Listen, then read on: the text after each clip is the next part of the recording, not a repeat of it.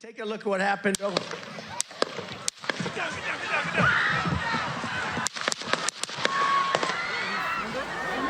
got him. They got him. They got him. They got him,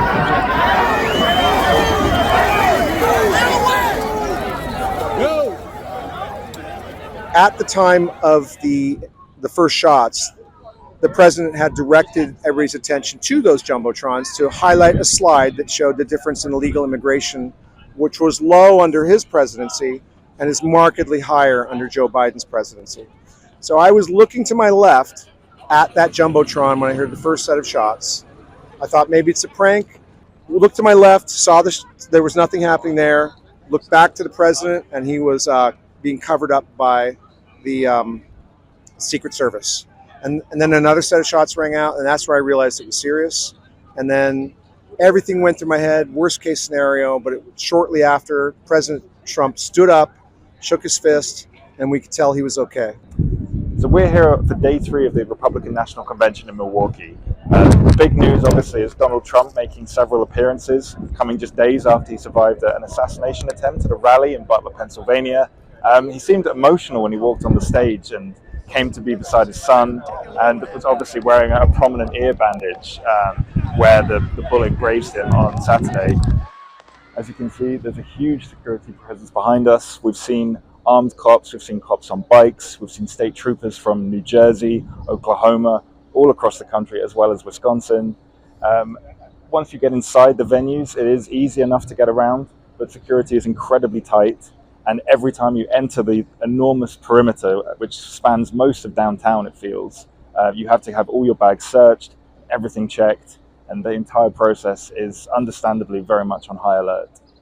The party is totally united behind President Trump, and we're looking for a landslide victory in November. Right now, I believe what's happened yesterday was a tragic moment. One person lost their lives, 2 others are critically injured. The president was injured. People have to wake up and realize what's going on in this country. Okay, we're here outside the convention center here at the RNC in Milwaukee. After going through the lengthy security process ourselves to actually get into the center, we've been interviewing some regular Americans and Trump supporters, Republicans, just to get a sense of what they've had to go through to come in today. We've heard about their Ubers being searched, police dogs checking under cars, and obviously that's before you get to all your bags being searched and everything. It really is a very intense security process to come inside. Things have been heated up beyond what it should be. There's a good thing with, sparring with your opponent, etc. But when gunshots are fired, all bets are off. There is absolutely no excuse for that behavior. We're going to go inside now and hopefully hear from some more speakers and hear what Trump's got to say today. We're MAGA, we're Republicans, we feel safe wherever we go. We're not fearful, we will not comply, we would not take the vaccine, we would not wear a mask, we do not comply and we do not fear. We feel extremely safe. And you notice the whole crowd when that happened to Trump, did they run in fear? They stood right there, ready to fight. Next man up. The other big news this week is J.D. Vance being selected as Trump's VP pick, someone who's very popular with the MAGA crowd. Here's what some of his supporters had to say to us earlier in the week. We're excited that J.D. Vance brings a lot of youth back to the Republican team. We're very excited about that. I'm going to be 38 in September, so I'm very excited that we have someone young to give us the future for our team. I like him. He's one of us, and he's MAGA, Make America Great Again. He believes in traditional values and Christian values, and that's what Republicans stand for. And we also want America first, and that's why we like President Trump.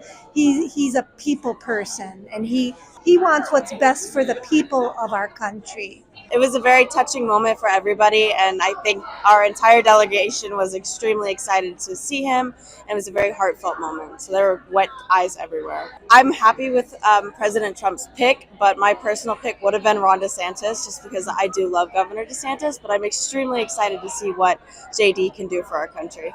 His political career hasn't been that long. You know, he only became involved in politics, 18 months ago, I think. And so it's a fresh face, which is important sometimes in politics in general. I think he has a lot of energy, which is great. And his background is possibly more in line with a lot of Americans. So I really, really hope that people who vote, who are regular American people that aren't as in tune to the political process as the groups that we see here, maybe that's inspiring to vote. Their vote matters, and maybe they'll pay attention to it a little bit more because who he is as a person. But I also think it's good to have somebody that will challenge Trump a little bit, you know, and not back down. So to me, it shows that he has somewhat of an opinion, and he's not afraid to say it. So I think that's always a good quality. Also, we heard this week from Sarah Huckabee Sanders, the governor of Arkansas, another big Donald Trump supporter. Here's what she had to say when we saw her at a Republican women's event, also in Milwaukee. I know what's at stake, and I know that the women in this room will not let me down, and we will make sure that he gets elected, and we have lots and lots of great things to celebrate in November. Thank you so much for your hard work. There was controversy here today at the RNC in Milwaukee after an online campaign grew to boycott the coffee giant Starbucks in the wake of claims that it was sponsoring the RNC. Now, what actually is happening is that it is working in partnership with the Milwaukee Welcome Committee 2024 to provide free coffee to first responders and emergency teams that are working here at the RNC. But this didn't stop this kind of viral campaign spreading online.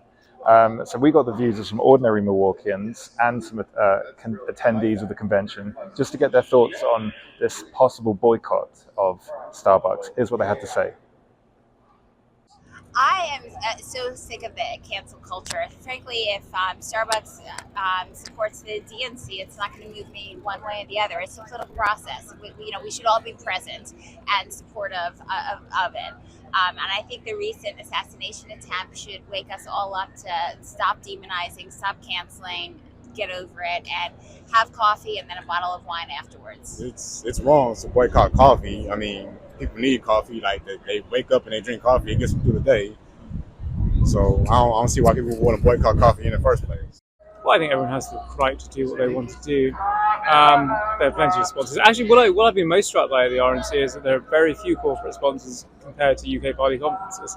So maybe perhaps Starbucks are getting more of the blame than they otherwise would because there just aren't that many corporates around to have a go at.